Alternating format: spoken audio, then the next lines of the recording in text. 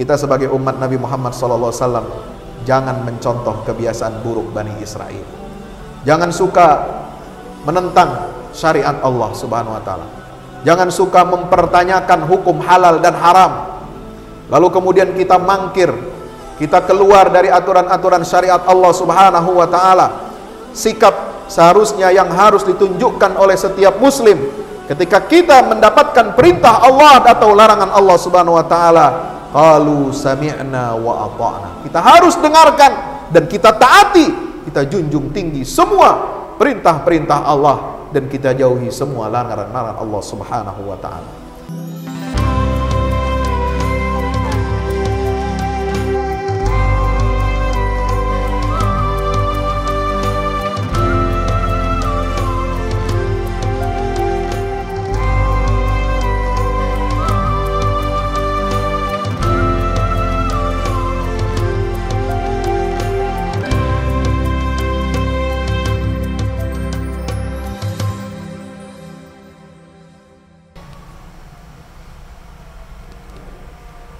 Innal hamdalillah nahmaduhu wa nasta'inuhu wa nastaghfiruhu wa nastahdihi wa na'udzu billahi min shururi anfusina wa min sayyiati a'malina. Innahu may yahdihillahu fala mudilla lahu wa may yudlil fala hadiya lahu. Asyhadu an la ilaha illallah wahdahu la syarika lahu wa asyhadu anna Muhammadan 'abdullahi wa rasuluhu la nabiyya wa la rasula ba'dahu. Allahumma salli wa sallim wa barik ala nabiyyina Muhammad wa ala alihi wa ashabihi wa man tabi'ahum bi ihsanin ila yaumil qiyamah. Amma ba'du fa ya ibadallah, usi nafsi wa iyyakum bi taqwallah.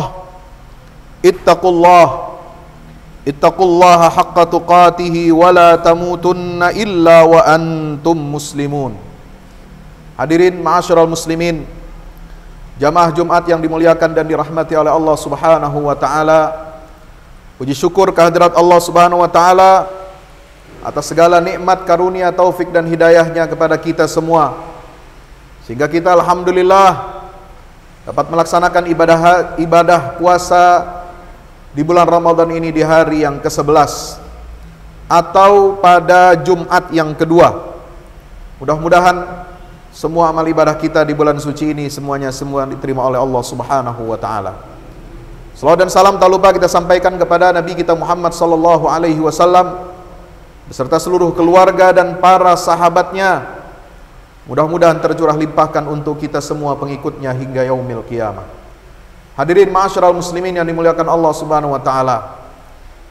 Tujuan utama kita melaksanakan ibadah berpuasa ini digariskan oleh Allah agar kita menjadi hamba-hamba yang bertakwa kepada Allah. Dan Al-Quran diturunkan di bulan Ramadan ini adalah untuk menjadi buku pegangan, kitab hidayah, kitab petunjuk bagi orang-orang yang bertakwa. Maka di bulan suci Ramadan ini kita harus meningkatkan intensitas, kualitas dan kuantitas tilawah Quran kita. Karena di dalam Al-Quran ini memuat petunjuk-petunjuk yang sangat sempurna. Inna hadzal Qur'ana yahdi lillati hiya aqwam wa yubashshirul mu'minina alladhina ya'maluna as-salihati anna lahum ajran kabira. Al-Quran ini memberikan petunjuk jalan kepada kita ke jalan yang paling cepat, yang paling lurus, agar kita semuanya hamba Allah ini mendapatkan keridhaan Allah Subhanahu wa taala.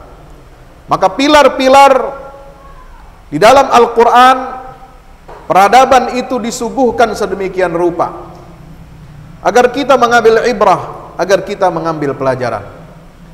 Pada khutbah yang hari Jumat yang pertama di bulan Ramadan ini telah saya sampaikan bagaimana Al-Quran menjelaskan tentang 3 pilar peradaban yang ada di dalam surah Asy-Syura, Al-Qalam, dan Al-Hadid. Pada Jumat yang kedua di bulan Ramadan ini, saya ingin menjelaskan pilar-pilar yang peradaban yang ada di dalam Al-Quran yang termaktub di dalam surah-surah. yang dimulai dengan nama binatang. Ada 6 surat.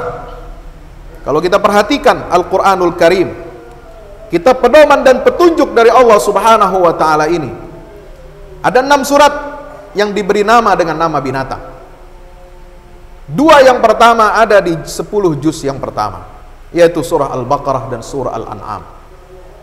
2 surat yang kedua ada di 10 juz yang kedua, yaitu surah An-Nahl dan surah Al-Ankabut. Kemudian ada di dalam juz yang di 10 juz yang surah Al-Nahl dan An-Naml, itu di 10 juz yang kedua. Dan di 10 juz yang terakhir yang ketiga itu ada 2 surat lagi, yaitu surat Al-Ankabut dan surah Al-Fil. Ma'asyiral muslimin yang dimuliakan Allah Subhanahu wa taala, kita akan ulas sedikit pada Jumat yang singkat ini 2 surah yang pertama di dalam Al-Quran yang menggunakan nama binatang, yaitu surah Al-Baqarah dan Al-An'am. Kenapa Allah Subhanahu wa ta'ala turunkan wahyu yang pertama setelah Nabi hijrah ke Madinah itu surat yang dinamakan Al-Baqarah, yang artinya sapi betina?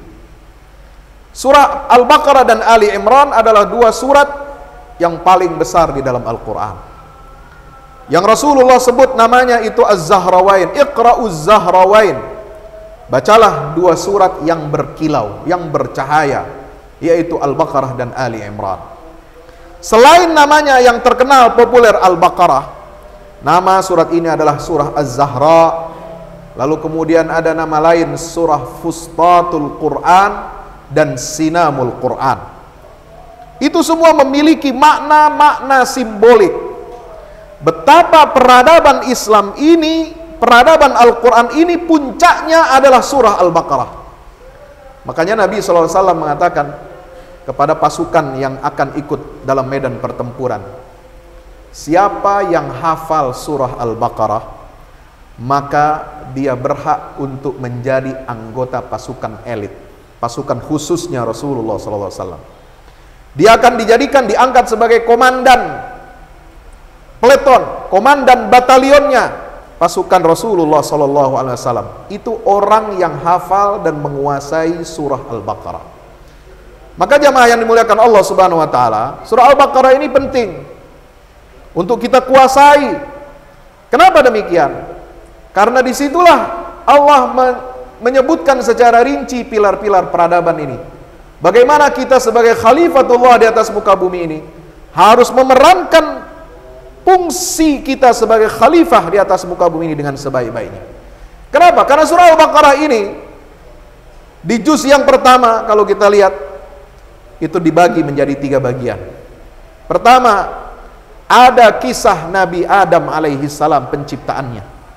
Beliau sebagai khalifah yang pertama di atas muka bumi ini, dengan segala potensi yang telah Allah siapkan untuk Adam. Wa 'allama Adam al-asma'a kullaha thumma 'aradahum 'alal malaikati faqala anbi'uni bi asma'i haula in kuntum shadiqin.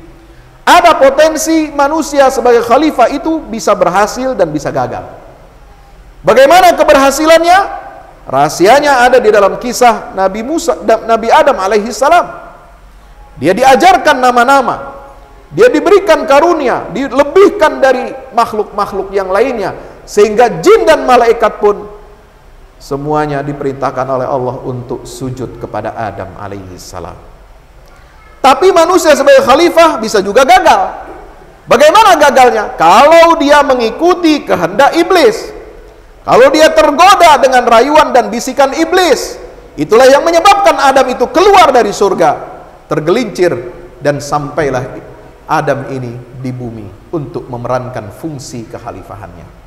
Kalau kita sebagai hamba Allah, manusia sebagai khalifah dari muka bumi ini tidak mengikuti petunjuk Allah, fa imma yatiyannakum minni hudan faman tabi'a hudaya fala khaufun 'alaihim wala yahzanun, maka saat itulah khalifah di atas muka bumi ini gagal dalam mengemban fungsi kekhalifahan dari Allah Subhanahu wa taala.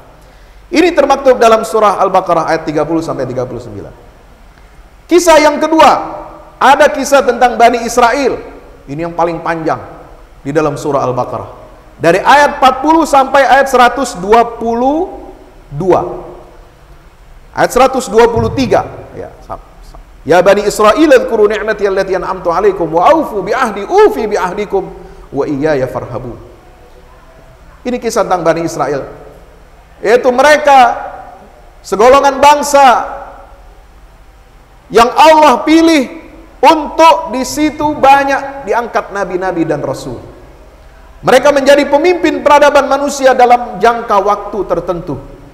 Tapi kemudian mereka yang diberikan amanah dari Allah Subhanahu wa taala lalu mengkhianati amanah itu. Mereka membunuhi para nabi dan rasul. Mereka mengkhianati risalah-risalah Allah Subhanahu wa taala. Bahkan lebih dari itu, wahyu yang Allah turunkan kepada para nabi dan rasul itu mereka selewengkan. Mereka manipulasi. Nauzubillah summa nauzubillah min zalik. Maka tercemarlah ajaran Islam, tauhid yang lurus yang diwahyukan kepada seluruh nabi dan rasul itu berbelok arah menjadi kemusyrikan. Ada yang berbelok arah menjadi kehancuran, di mana itu dilakukan oleh kelompok al-maghdubi alaihim waladhdallin. Orang-orang yang dimurkai oleh Allah dan orang-orang yang tersesat. Itulah kisah Bani Israel dalam Al-Qur'an. Dan kisah yang keempat, yaitu dimulai dari ayat 124 sampai 141. Di situ Allah Subhanahu wa taala menyebutkan bagaimana kisah para nabi, mulai dari Nabi Ibrahim alaihi salam dengan anak cucu keturunannya Ismail, Ishak, Yakub, Yusuf dan seluruh al-asbat. Itu mereka adalah orang-orang pilihan Allah yang sukses dalam menjalankan fungsi kekhalifahan di atas muka bumi ini. Mereka itulah yang senantiasa mewasiatkan jalan Islam ini kepada anak cucu keturunannya agar mereka tidak menyimpang dari garis tauhid yang diwahyukan oleh Allah Subhanahu wa taala. Wa laqad ba'atsna fi kulli ummatin rasulan an i'budullaha wajtanibut taghut. Di juz yang kedua surah Al-Baqarah ini sampai akhir surah Al-Baqarah. Di juz yang ketiga, seperempat pertama juz yang ketiga itu adalah masih surah Al-Baqarah. Itu semua isinya adalah perintah-perintah Allah, larangan-larangan Allah, syariat Allah untuk umat Rasulullah sallallahu alaihi wasallam, untuk kita memfungsikan kehalifan kita di atas muka bumi ini. Hukum tentang ibadah, hukum muamalah, hukum pernikahan, hukum kenegaraan, hukum jihad di jalan Allah Subhanahu wa taala, semua ada termaktub di dalam surah Al-Baqarah ini, terutama di juz yang kedua dan juz yang ketiga. Itulah contoh kekhalifahan yang harus kita tegakkan di atas muka bumi ini dengan berpedoman kepada kitabullah dan sunnah Nabi kita Muhammad sallallahu alaihi wasallam. Hadirin jamaah dimuliakan Allah Subhanahu wa taala. Tetapi di sela-sela kisah Bani Israel itu ada satu kisah yang unik tentang Bani Israel, yang itu menjadi alasan kenapa surat ini dinamakan dengan Al-Baqarah, yaitu sapi betina. Mulai dari ayat 67 sampai ayat 74, di mana Allah Subhanahu wa taala berfirman situ tentang kisah bagaimana terjadi pembunuhan di kalangan Bani Israel. Tidak ada yang bisa membuktikannya, siapa pelakunya, ya. Tidak ada yang bisa jadi saksi. Tidak ada kamera, tidak ada CCTV, tidak ada alat perekam.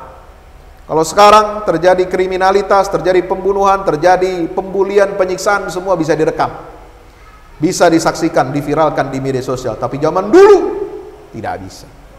Maka siapa yang bisa menjadi saksi? Bagaimana untuk menegakkan hukum? Tidak ada jalan lain.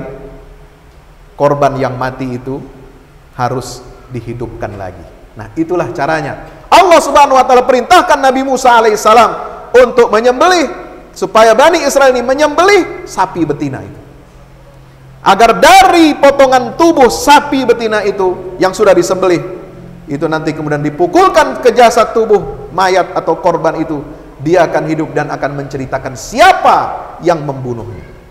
Tetapi seribu sayang, Bani Israel ingkar, Bani Israel mangkir, Bani Israel tidak mau menyembelih sapi betina itu, sehingga Allah Subhanahu wa taala mengecam mereka. Mereka punya kebiasaan bertanya, mendebat Nabi Musa alaihi salam, apa warnanya, berapa usianya, apa cirinya, harus bagaimana ini. Tidak langsung kemudian mereka taati dan patuhi perintah dari Allah Subhanahu wa taala ketika Allah menyatakan innallaha ya'murukum an tadhbahu baqarah. Jamaah yang dimuliakan Allah Subhanahu wa taala, maka kesombongan di Bani Israel inilah, kecongkakan mereka, kengeyelan mereka. Mereka mempertanyakan perintah Allah Subhanahu wa taala, padahal kalau mau dilakukan cepat, gampang. Kalau mereka mau mentaati perintah Allah, mudah dilaksanakan, tapi mereka enggan.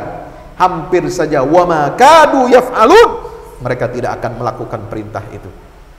Maka itu kita sebagai umat Nabi Muhammad SAW jangan mencontoh kebiasaan buruk Bani Israel.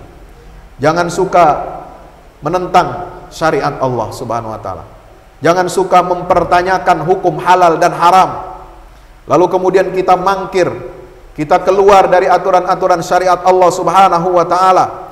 Sikap seharusnya yang harus ditunjukkan oleh setiap muslim ketika kita mendapatkan perintah Allah atau larangan Allah Subhanahu wa taala, qalu sami'na wa ata'na. Kita harus dengarkan dan kita taati, kita junjung tinggi semua perintah-perintah Allah dan kita jauhi semua larangan-larangan Allah Subhanahu wa taala. Inilah pelajaran dari surah Al-Baqarah. Bagaimana kita membangun peradaban ini? Harus ada taat kepada Allah, taat kepada Rasulullah SAW, kemudian memerankan fungsi kehalifan kita dengan sebaik-baiknya dan menjalankan syariat Islam ini secara kafah. Karena di dalam surat Al-Baqarah Allah Subhanahu wa taala berfirman, ya ayyuhalladzina amanu dukhulu fis-silmi kafah wa la tattabi'u khutuwatis syaitan innahu lakum aduwwum mubin. Masyarul muslimin yang dimuliakan Allah Subhanahu wa taala. Surat yang kedua di dalam Al-Qur'an di 10 juz yang pertama adalah surah Al-An'am. Artinya binatang ternak, hewan ternak. Hewan yang biasa kita makan, kita konsumsi. Lalu kemudian kita ternak, kita budidayakan, kita kembangkan hewan makanan kita ini. Yaitu apa? Sapi, unta, kemudian kerbau, kambing. Ini hewan yang berkaki 4 semuanya, tapi bukan sekedar berkaki 4. Kalau berkaki 4, semua binatang ada yang kaki 4 nih. Ada kuda, babi juga berkaki 4. Tapi itu tidak boleh kita makan, tidak boleh kita konsumsi.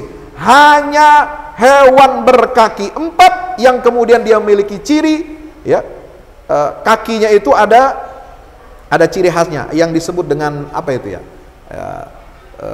dengan ciri-ciri tertentu kakinya itu, yang di situ ada ciri-ciri di bawah telapak kakinya. Inilah hewan ternak yang boleh kita makan. Hanya 4 jenis macam hewan ternak itu.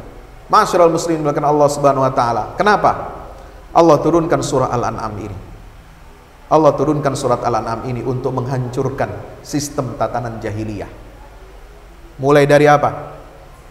Makanannya, mulai dari minumannya, mulai dari konsumsinya, dihancurkan sisa-sisa jahiliyah itu.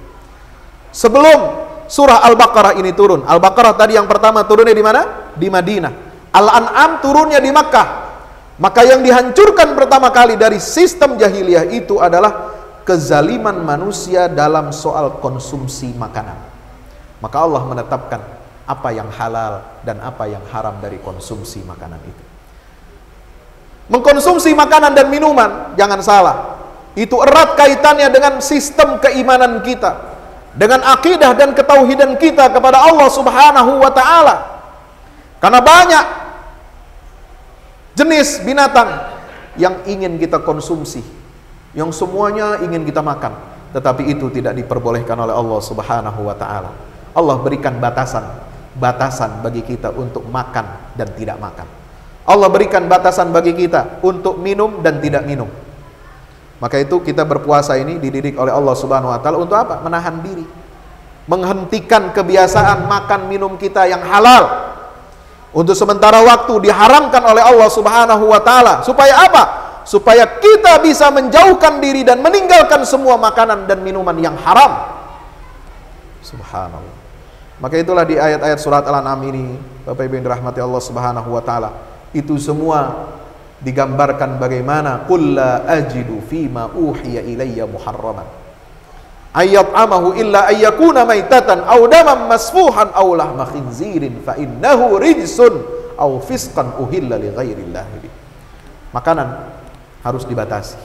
Tidak semua bisa kita konsumsi. Apa yang dihalalkan oleh Allah itu yang baik bagi kita.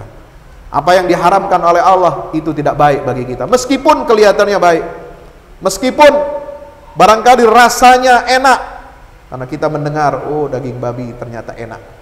Kenapa Tuhan haramkan di dunia ini? Kenapa Tuhan haramkan?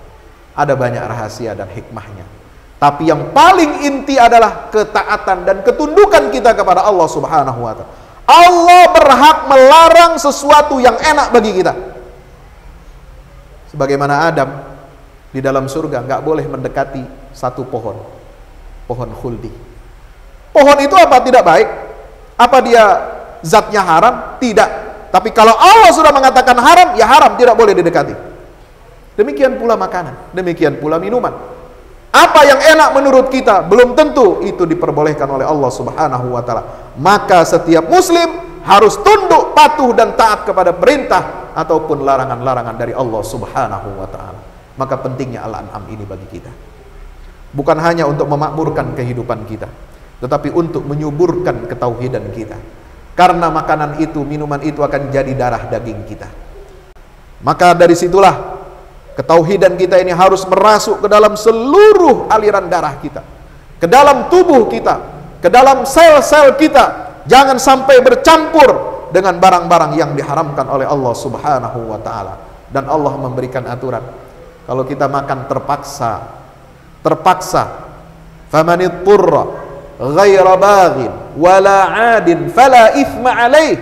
Kaidah Al-Qur'an, ketika kita dalam keadaan kondisi darurat, terpaksa harus mengkonsumsi makanan atau minuman yang itu asal hukumnya adalah haram, tetapi dibolehkan dalam kondisi darurat, maka ada 3 syaratnya. Pertama, kita dalam keadaan terpaksa. Kalau kita tidak makan, tidak minum itu, kita akan mati. Dan itu takarannya apa? Itu takarannya ahli, yang ahlinya tahu. Kalau nggak makan, hari ini, jam ini, yang ada hanya makanan yang haram, atau kita tidak minum minuman kecuali yang ada di situ adalah yang haram, maka kita diperbolehkan. Karena menjaga nyawa itu wajib hukumnya dalam Islam. Yang kedua, ghaira baghin, tidak senang. Jadi menghadapi kemaksiatan, menghadapi kemungkaran, makanan yang haram-haram atau minuman yang haram-haram, kita harus benci. Nggak boleh ketika mengkonsumsi makanan yang asalnya haram, lalu kemudian dalam keadaan darurat boleh jadi halal, lalu kemudian timbul dalam perasaan kita, di dalam hati kita, enak juga makanan ini, senang dia. Nggak boleh ada perasaan senang. Harus dia dalam hati itu benci kepada apa yang diharamkan oleh Allah Subhanahu wa ta'ala. Wala adin, dan tidak boleh berlebih-lebihan. Makan dalam keadaan darurat, apa yang diharamkan oleh Allah Subhanahu wa ta'ala, rasanya enak, lalu kemudian kita senang, lalu kemudian ada lagi, bukan hanya senang, setelah dia merasakan daging babi ternyata enak, mau dibekal, bawa pulang buat besok, nggak bisa, haram. Tidak boleh. Hanya kecuali yang bisa dimakan itu adalah sedikit dari yang haram itu untuk mempertahankan hidupnya hari itu. Besok urusan lain, nanti cari lagi yang lain. Ma'asyiral muslimin yang dimakan Allah Subhanahu, itulah surah Al-An'am. Al-An'am ini sistem keyakinan kita, sistem akidah kita. Kenapa? Karena itulah Allah Subhanahu wa ta'ala ketika menurunkan wahyu surah Al-An'am ini turun sekaligus. Dan selain dibawa turun oleh malaikat Jibril alaihi salam, turunnya surah Al-An'am ini diiringi oleh 70.000 malaikat yang mereka itu bergemuruh, bertakbir dan bertahmid kepada Allah Subhanahu wa ta'ala. Kenapa? Karena ini menandakan sistem jahiliyah sedang akan dibangkrutkan oleh Allah Subhanahu wa ta'ala. Barakallahu li wa lakum fil Qur'anil azim wa nafa'ani wa iyyakum bima fihi minal ayati wadh-dhikril hakim. Aqulu qawli hadza fastaghfiruhu innahu huwal ghafurur rahim. Alhamdulillahi wahdah sadaqa wa'dah wa nasara 'abdahu wa 'azza jundahu wa hazama al-ahzaba wahdah. Asyhadu an la ilaha illallah wahdahu la syarika lah wa asyhadu anna Muhammadan 'abduhu wa rasuluhu la nabiyya wa la rasula ba'dah. Allahumma shalli wa sallim wa barik ala nabiyyina Muhammadin wa ala alihi wa ashabihi wa man tabi'ahum bi ihsanin ila yaumil qiyamah. Amma ba'du fa ya ibadallah, usi nafsi wa iyyakum bi taqwallah. ittaqullaha haqqa tuqatihi wa la tamutunna illa wa antum muslimun. Masyaallah muslimin dirahmati Allah, untuk menutup khutbah kita pada siang hari ini, maka mari kita renungi firman Allah, kita hayati firman Allah surah Al-An'am ayat 114-115. Afa ghairallahi abtaghi hakama wa huwa alladhi anzala ilaikumul kitaba mufassala walladzina atainahumul kitaba ya'lamuna annahu munazzalu min rabbika bil haqq fala takunanna minal mumtarin wa tammat kalimatu rabbika sidqan wa 'adla la mubaddila li kalimatihi wa huwas samiul alim. Apakah kepada selain Allah aku akan mencari hukum, mencari putusan yang adil? Tidak bisa. Hanya keputusan Allah, hanya syariat Allah yang akan memberikan keadilan bagi kita, kemaslahatan bagi kita hidup di dunia ini. Wa huwallazi anzala ilaikumul kitaba mufassala. Kenapa? Karena Allah telah menurunkan untuk kalian kitab pedoman yang lurus, pedoman yang lengkap, terinci untuk menjadi pedoman hidup kita sebagai hamba Allah Subhanahu wa taala. Walladzina atainahumul kitaba ya'lamuna annahu munazzalu min rabbika bil haqq. Dan orang-orang yang telah diberikan kitab sebelumnya, mereka mengetahui, mereka mengenal bahwa sebenarnya Al-Qur'an ini memang diturunkan, benar diturunkan dari Tuhanmu dengan membawa kebenaran. Maka jangan sekali-kali kita menjadi orang-orang yang ragu. Wa tammat kalimatu rabbika sidqan wa 'adla. Kalimat Tuhanmu itu telah sempurna. Kebenaran Al-Quran ini telah disegel, telah diberi jaminan oleh Allah Subhanahu wa ta'ala, diberi label khusus oleh Allah. Wa tammat kalimatu rabbika sidqan wa 'adla la mubaddila li kalimatih. Sebagaimana botol ada tutupnya, ada segelnya, menunjukkan itu keasliannya. Demikian pula Al-Quranul Karim tidak bisa dirubah-rubah. La mubaddila li kalimatillah. Kenapa? Karena kesucian, karena kemurnian, karena keautentikan Al-Quran ini telah dijamin kebenarannya dari Allah Subhanahu wa ta'ala. Mudah-mudahan dengan kita mentadabburi surah Al-Baqarah dan Al-An'am ini, mudah-mudahan kita semuanya menjadi hamba-hamba Allah yang istiqamah untuk menegakkan syariat Allah Subhanahu wa ta'ala dalam kehidupan kita sehari-hari. Mari kita berdoa kepada Allah Subhanahu wa ta'ala pada hari Jumat yang penuh barakah ini. Mudah-mudahan Allah Subhanahu wa ta'ala membimbing kita ke jalan yang lurus. Mudah-mudahan Allah berikan kita karunia, nikmat, kesehatan, taufik dan hidayah, sehingga kita dapat menjalani hari-hari yang Ramadan yang ada di sisa 20 hari terakhir ini. Mudah-mudahan kita senantiasa istiqamah hingga akhir hayat kita. Amin ya rabbal alamin. Allahumma salli ala Muhammad wa ala ali Muhammad. Allahumma ighfir lil muslimin wal muslimat wal mu'minin wal mu'minat al ahya'i minhum wal amwat innaka sami'un qaribun mujibud da'awat. Allahumma ansuril islam wa izzal muslimin wa ali bifadlika kalimatil haqqi ila yaumiddin. Allahumma ansur man nasarad din wa akhdhul man khadhala al muslimin. Allahumma arinal haqqa haqqan warzuqna ittiba'ah wa arinal batila batilan warzuqna ijtinabah. Rabbana zalamna anfusana wa illam taghfir lana wa tarhamna lakunanna minal khasirin. Rabbana la tuzigh qulubana ba'da idh hadaytana wa hab lana min ladunka rahmah innaka antal wahhab. Rabbana atina fid dunya hasanah wa fil akhirati hasanatan wa qina adzaban nar. Wa sallallahu ala nabiyyina Muhammadin wa ala alihi wa sahbihi wasallam. Walhamdulillahi rabbil alamin.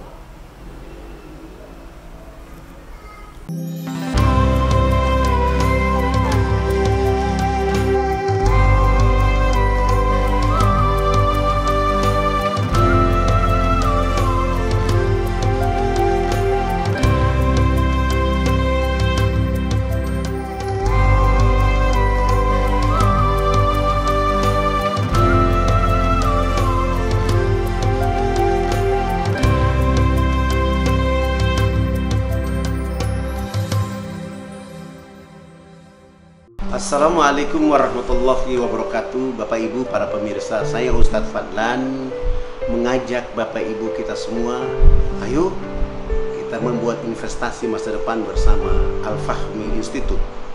Gedung ini sedang dibangun, membutuhkan segala dukungan dari kita semua. Maka itu saya mengajak Bapak Ibu semua, hari-hari dengan kebaikan, hari-hari dengan berinfak, hari-hari dengan bersedekah, hari-hari dengan berwakaf. Dan sangat tepat Bapak Ibu memilih wakaf bersama Al-Fahmi Institute untuk generasi Quran akan datang. Rekeningnya ada di BCA, Muamalat, dan BSM. Ada di bawah sini. Ayo dengan Al-Fahmi Institute kita mencerdaskan umat dengan Al-Quran untuk Indonesia lebih baik. Wassalamualaikum warahmatullahi